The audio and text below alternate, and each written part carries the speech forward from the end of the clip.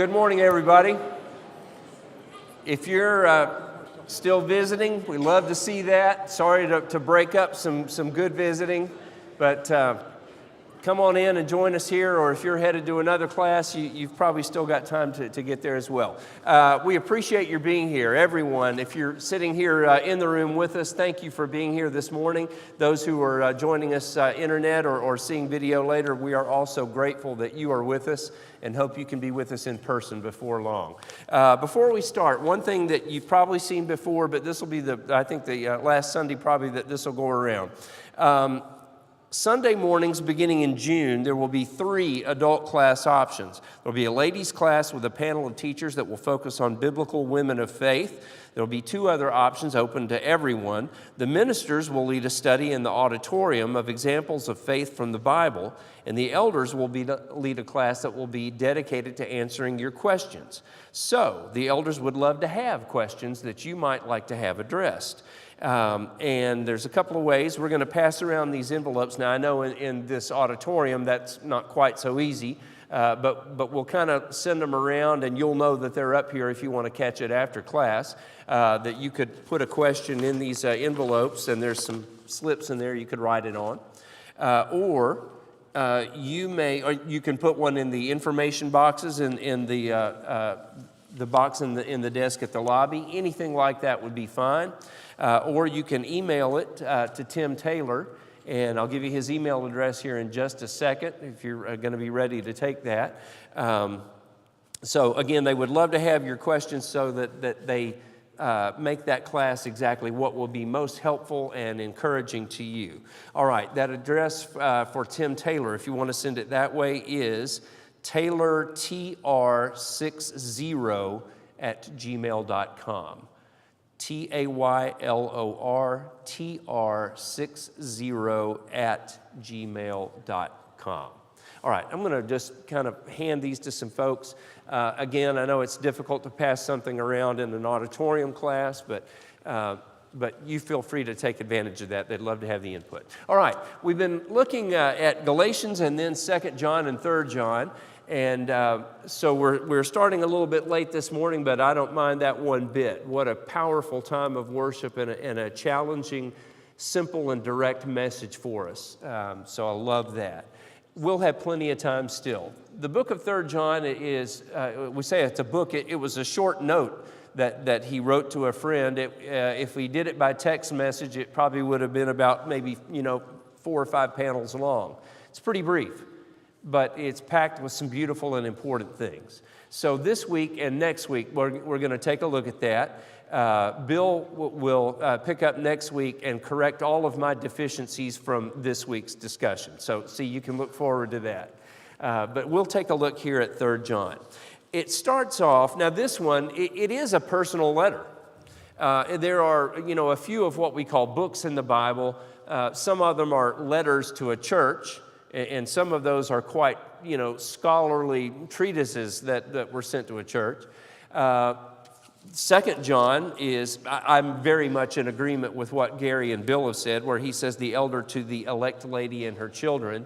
I feel quite sure that the elect lady was the church, maybe a particular congregation or maybe a group of congregations, but I'm sure that's who the elect lady and her children was.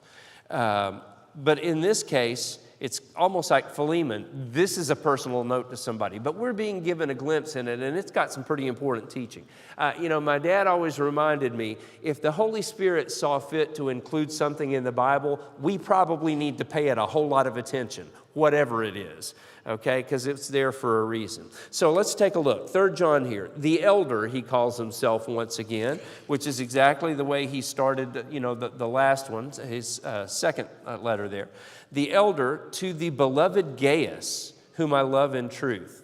Now, he calls him beloved, and I am zero Greek scholar, but I can just tell you that when he calls him beloved here, it is the word is from the root agape, agapetos, I think it is what it is. But it's from the same root, agape. This is the purest brotherly love. And once again, and he's going to say over and over again his descriptions of Gaius.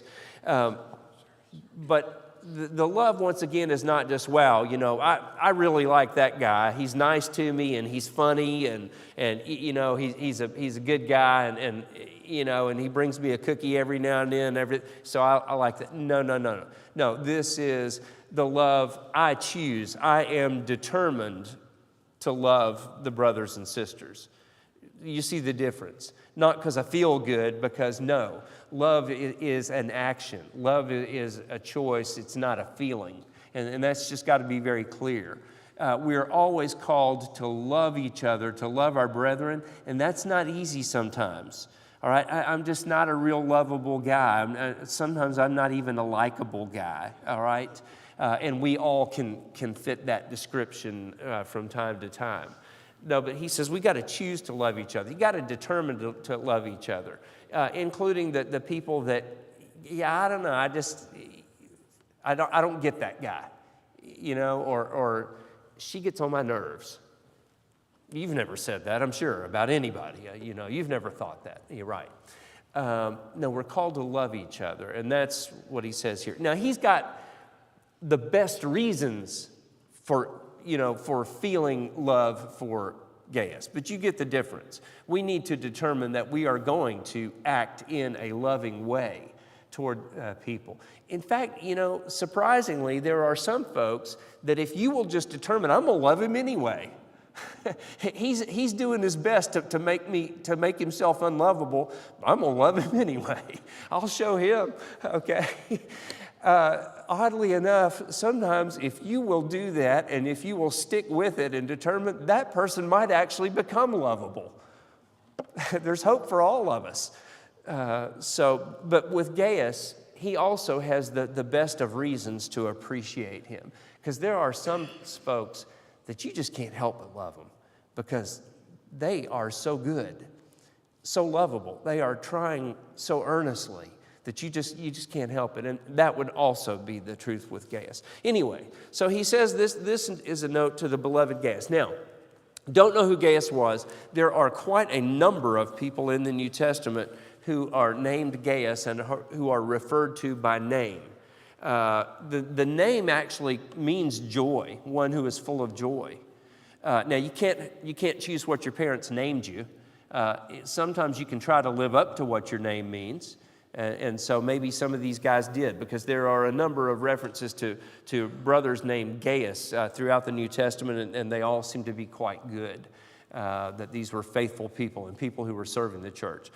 This could be one that was mentioned toward the end of Acts, but we don't know which Gaius this was. It was a fairly common name, especially in those Roman times. I happened to, just about 2 months ago, I met somebody named Gaius.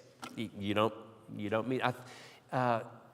Okay, this is bizarre. I didn't even see, but I think I saw one of the Planet of the Apes movies. I think there was somebody in one of those called Gaius. I don't know. Anyway, sorry, my mind's bizarre. That just popped in somewhere. But I finally met somebody named Gaius recently, and I'm pleased to say he is a wonderful, faithful older brother in the Lord's church. Well, this is Gaius, whom I love in truth. So John has a special reason to appreciate Gaius. I love him in truth. We'll see more about that in just a minute. Verse 2, beloved, okay, there you are again. Gaius, I love you. Okay, in the best way. Beloved, I pray that all may go well with you and that you may be in good health as it goes well with your soul. What he's saying here is, and you'll see this in just a second, I know your soul's in good shape, and I love that. And I'm hoping that, and praying, not just hoping, but praying that God may grant you good physical health to go with your wonderful spiritual health. What are you praying for people? It's good and it's right for us to pray for the health of people. Every week we hear announcements of people who are ill because, hey, we live in these human bodies and they do break down and they get sick, sometimes temporarily, sometimes permanently, okay? So there are always going to be people, both within our fellowship and just the people that we know, and it's who are sick and in need of healing. It is right and good for us to pray for that. Because in some cases, God may choose to grant that. He certainly can if He knows that's what's best. And we won't take time right now to go into a lot of Scripture references about that. But God can grant that healing if He wants to. And if He knows that's what's best for the person and for their soul, then He will grant that healing. So we ought to ask for it. That's a good thing. Just realize that there may be times when God knows that what their soul needs might not be for their ailment to be healed. But let's ask Him anyway. Let's ask Him, like the persistent widow. You remember Jesus encouraged that. I think Jesus encouraged us to essentially to wear God out with our prayers. Let's just keep asking, keep knocking, keep begging, as long as we ask in accordance with His will. And as long as we're willing to accept what His will might be, there's nothing wrong with us persistently asking Him. So anyway, this is just a wonderful wish for Gaius as well. He says, I know things are well with your soul. So I'm praying that God will give you physical health as well. Now, why would that be good also? You know what? People who are faithful and working for the Lord's cause, boy, I especially want to see those people have health and strength because they'll use it for the glory of God. Those are the people, too, I hope God will pour money in their lap because they'll use it not on their own stuff. They'll use it for the good of the kingdom of God. So, yeah, let's wish every good for everyone, but let's especially wish good for the faithful so that they might be even more effective. And let's strive to be that person, too.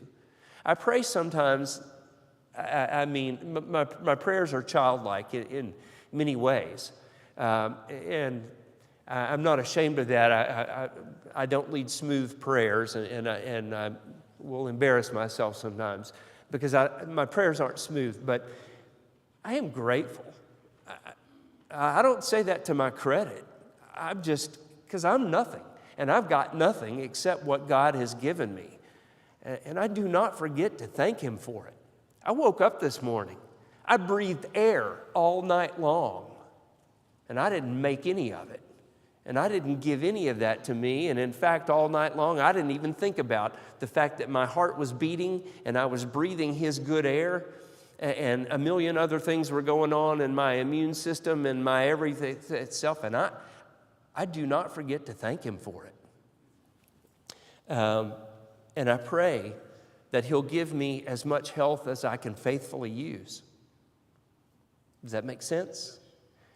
And I pray that He will give me whatever material things that I can be faithful and effective with, and not $1 more.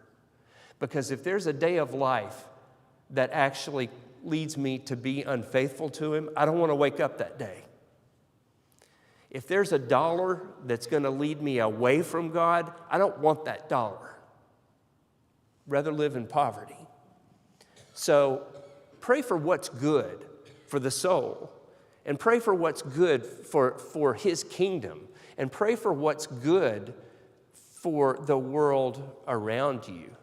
Pray for that He will bless you with that, and that He will bless your brothers and sisters with that. And so John prays this for Gaius, that he might be in good health. And again, John knows if God grants Gaius prolonged good health, he's going to use it for the good of the kingdom. So I love it. All right.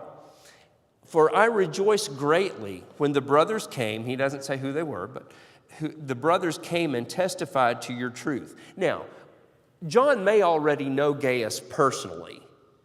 And there are some of the references. Again, we don't know which Gaius this was. So he may already know him personally. John may have led him to Christ.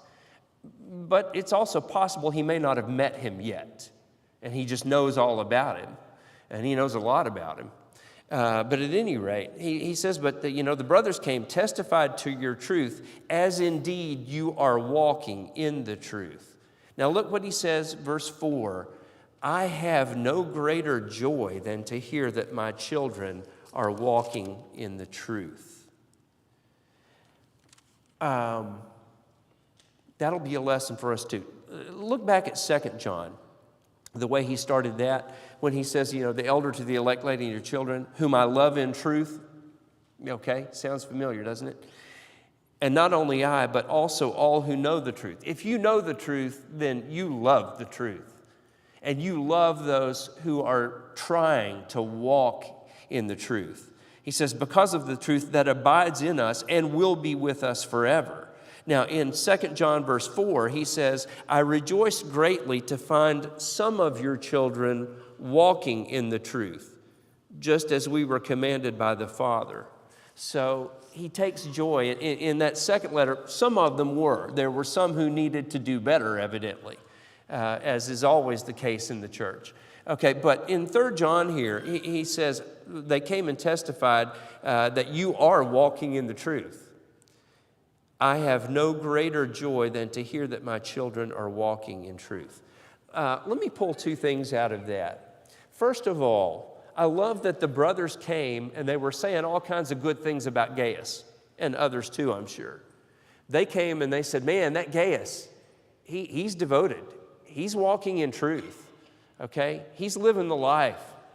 That's the stuff we ought to be spreading about each other. There's something that I call good gossip. I hate gossip. I detest gossip. Cannot stand it. I don't mean when it's about me, that's no fun either. I don't want to hear about anybody. I just want to hear it. If it's either not positive or something that I truly need to know or some situation that I can be helpful with, if it doesn't meet one of those criteria, I really don't want to hear it. So I hate gossip, but I love what I call good gossip. That is spreading good things about people behind their back. Okay? Yeah, that's my devious scheme. I want to spread good things about people behind their back and to their face, too. We need encouragement. We need the support and the encouragement that we can give each other, because it's a tough world. And it's not always an easy life, this life that Christ has called us to and that we have chosen to accept that call. It gets tough. There's a whole world out there some days making fun of you. There's a world out there telling you essentially you're stupid. You're foolish. We need each other because we need that strength. So let's do that. Just as we choose to love each other, as part of that, let's choose to do what we can do to build each other up. Because there are some days I can do that for somebody else, and then there are other days I'm going to be the one who needs that, who needs the encouragement, and needs somebody to say, I don't think you're dumb. I think you're pretty special.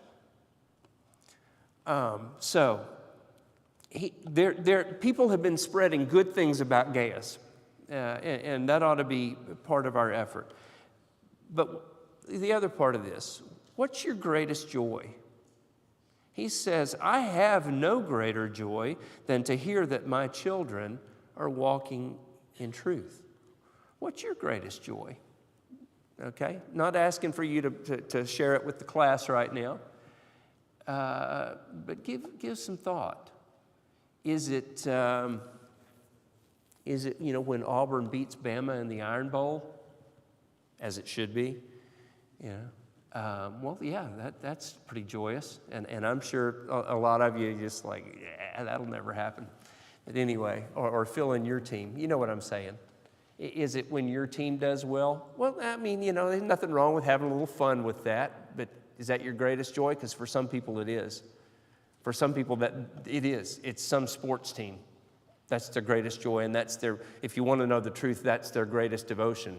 Just look at their time in their checkbook, and you'll find out that's where it goes. Is it what your children or maybe your grandchildren are doing? Well, that's noble.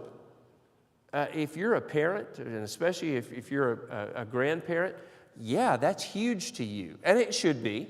It should be, because you want to see your children. Not just, is it just because they did well at school? Well, that's great, but that's not the most important. Is it because, they finished school and got a good job and it's going to pay them lots of money? Well, that's fine as long as they're faithful with it, but that's not what's most important. I mean, is it because they finally found somebody good and they're going to, well, that's awesome. But even that's what's not most important. What's your greatest joy? It ought to be people walking in truth, and that your children, whether you're literally your children and grandchildren or those that you may have some spiritual influence over, that they're walking in truth. How about that?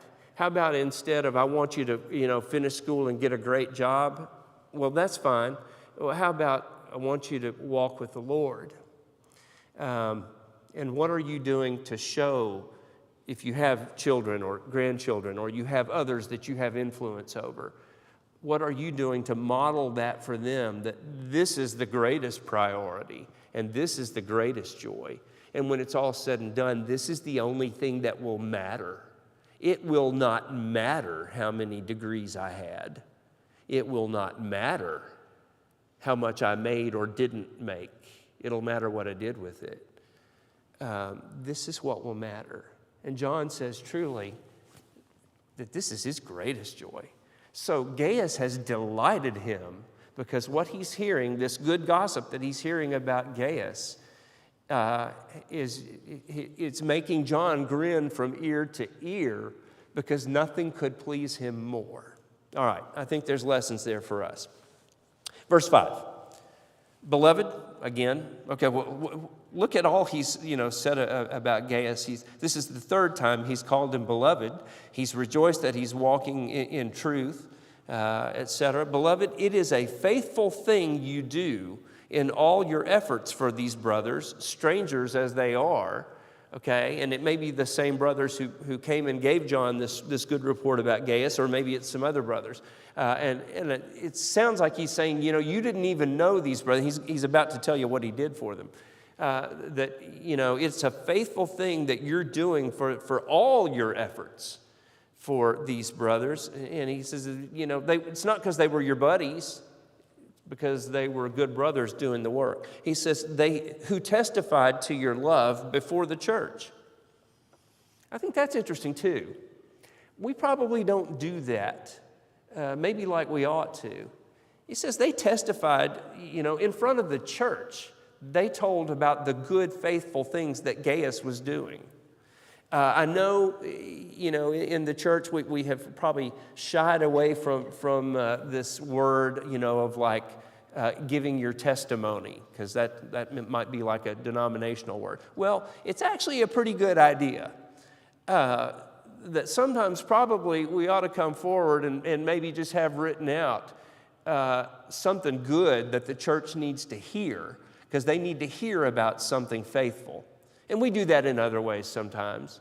But sometimes the church needs to hear about the way God has blessed someone in a good way. So, but John says they testified to your love, before the church. All right. You will do well to send them on their journey in a manner worthy of God. So evidently these are whether they're full-time preachers, they may be men, they may be women too. They are faithful brothers and sisters, perhaps, who are busy going about on their journey, he says. They're going about and spreading the message of Christ. And he says it's a good thing because you're helping them do it. Now, remember in 2 John, he actually gave us a warning that we had better not be assisting people who are not carrying the true message of the Bible. Go back and read 2 John because he's real plain about it. If somebody's not teaching the truth, you better not be supporting them and encouraging them. Now, what's the middle ground? He didn't say you need to condemn them either. If somebody, let's just digress for a second here. If somebody is sincere but teaching a message that doesn't quite match with your best understanding of the Bible, what do you need to do there? Blast them? No. How about invite them to your home or wherever and say, hey, I love the fact that you love God, but I think I see something in the Bible that doesn't match what you're teaching. Could we take a look at that? I'm going to tell you, let Aquila and Priscilla, that dynamic husband and wife team, let them be your example from Acts 18. When Apollos came through and he was mighty, and they could tell, hey, this guy's for real. He loves the Lord, but he's not teaching exactly right. They take him aside and spend time with him and show him something that he didn't understand. Now, in this case, it happened to be about the importance of baptism. That's what it was in particular in the case of Apollos, Aquila, Priscilla. But that ought to be our mission. If somebody's teaching and it appears that they do love the Lord, they love His Word, if we've got a better understanding, let's share it with them so that they can go out and then truly be effective at bringing people to God. And maybe we're going to find out that maybe I misunderstood the Word. Maybe I'm going to learn something from them. That'd be good too, wouldn't it? Let's get in the Word. That's the message. Let's all get in the Word. Never mind what we have grown up thinking. Let's see what the Word says. So here he says, but when you see people who are out there teaching and carrying the message, you need to do what you can to make that possible for them. He says, for they have gone out for the sake of the name. I love that. The other big time I can think of when Jesus is referred to that way, Acts chapter 4 and 5, if you remember, the apostles are out teaching Jesus and they bring him in and they tell him to shut up. Quit talking about this Jesus. You're causing an uproar. They give him a little beating just to reinforce the point, et cetera, and then they let him go. Next morning, it's like at daybreak, they're out teaching about Jesus, okay? And they call him in and they said, didn't we just tell you to shut up? What are you doing out there teaching? And so they get some more punishment. And do you remember when they left, they took their beating. And when they left, it says they rejoiced that they were counted worthy to suffer shame for the name.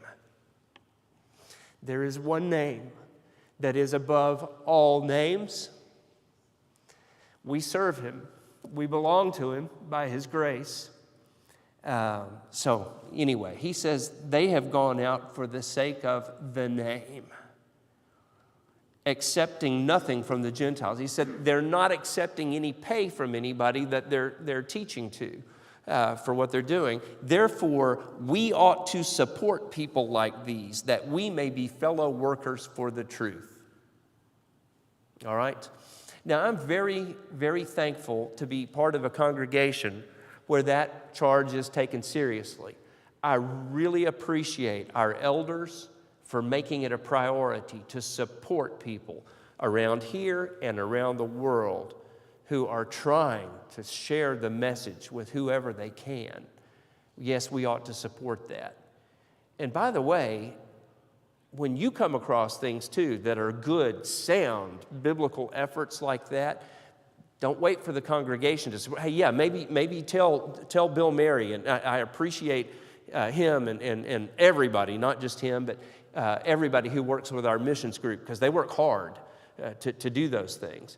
Tell them if you hear about a work that you think might be a really good one. Tell the elders, etc. But feel free to get your checkbook out too, okay, or online, you know what I mean, however you do it. If it's a really good, sound work of the church, you feel free to support that and help make that possible so that the word can be carried.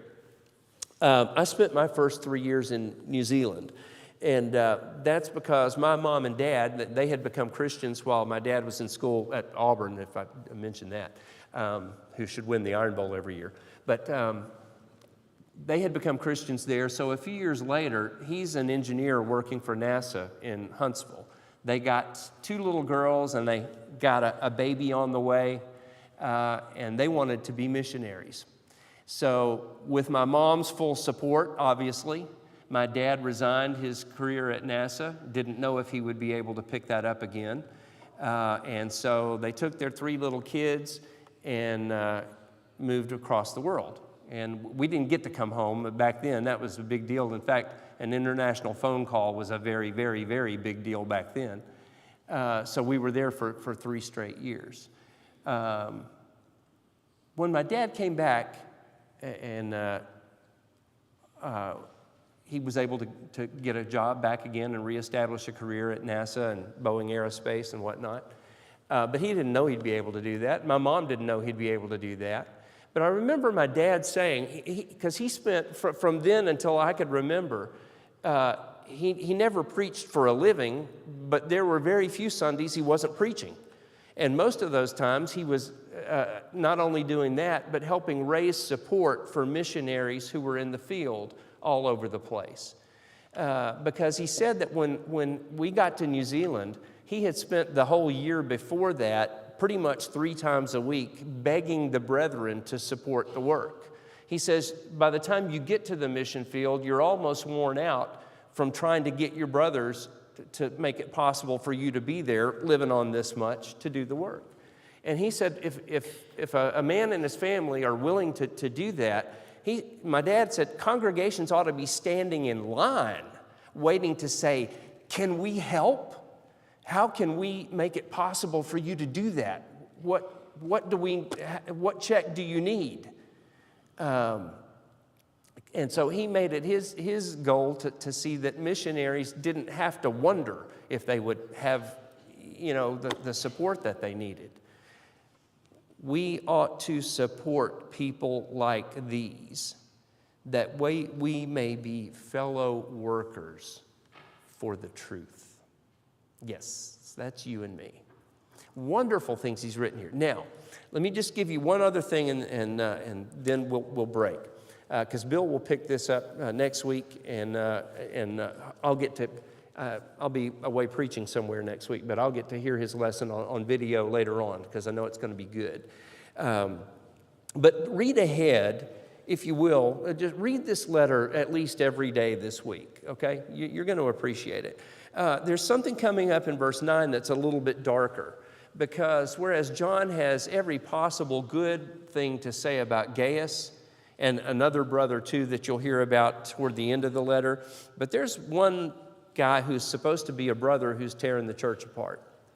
And John speaks right up and names him by name and says he's got to quit it. Yeah, that's kind of politically incorrect, isn't it? Yeah, that's a little awkward and very necessary. Let me just give you the introduction to it. I've written something to the church, but Diotrephes, who likes to put himself first, does not acknowledge our authority. So if I come, I will bring up what he's doing, talking wicked nonsense against us. And not content with that, he refuses to welcome the brothers and also stops those who want to and puts them out of the church.